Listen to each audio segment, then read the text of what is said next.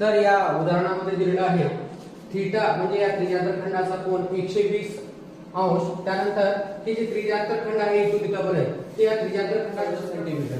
तर आता आपण त्रिज्याचल खंडाच्या क्षेत्रफळाच्या सूत्रामध्ये हे दिलेली किंमत ठेवून आपण त्रिज्या काढून घेऊ. सुरुवातीला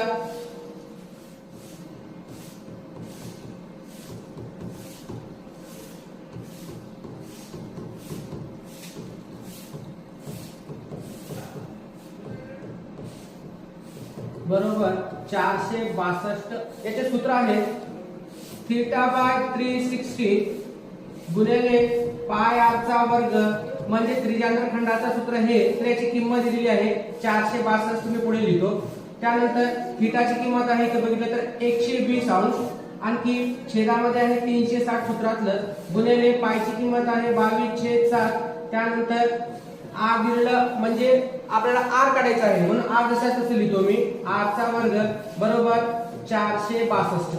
त्यानंतर बघा इथं बघितलं हे शून्य दोन्ही कॅन्सल होतात. 12 एका 12 12 त्रिका 36. त्यानंतर मी काय करतो हे आर चा वर्ग लिहून पलीकडचं 462 जसा तसं लिहितो. त्यानंतर हे 7 भागाकार आहे पलीकडून गुणाकारामध्ये लिहितो.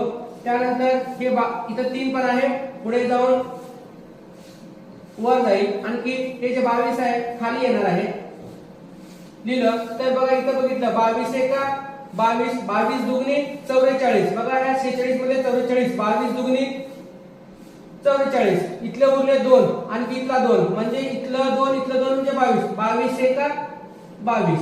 तर अशा प्रकारे बघा हे r चा वर्ग बरोबर इथलं 21 त्याच्यानंतर 7 त्रिक 21 असं 2 भेटले काय या वर्तुळाची त्रिज्या मिळत आहे. त्यानंतर आपण दुसऱ्या पाठावर जाऊ. इथं आपल्याला विचारलंय कंसाची लांबी म्हणून असा प्रश्न विचारलाय. कंसाची लांबी म्हणजे a y b म्हणजे इथून इथपर्यंतची लांबी आपल्याला काढायची आहे, याला कंस म्हणतात. म्हणजे टोटल परिघ असते पण छोटा भाग घेतले की त्याला कंस म्हणायचं आहे. तर आहे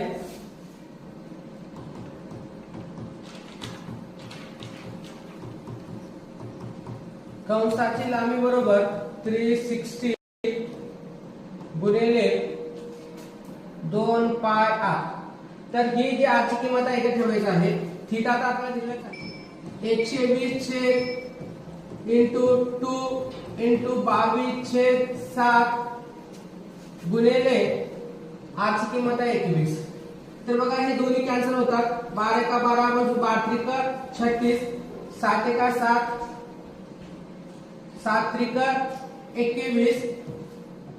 त्यानंतर बघा 3 एका 3 3 एका 1 3 22 दुगणी 44. तर कंसाची लांबी इथून इथपर्यंत 44 सेंटीमीटर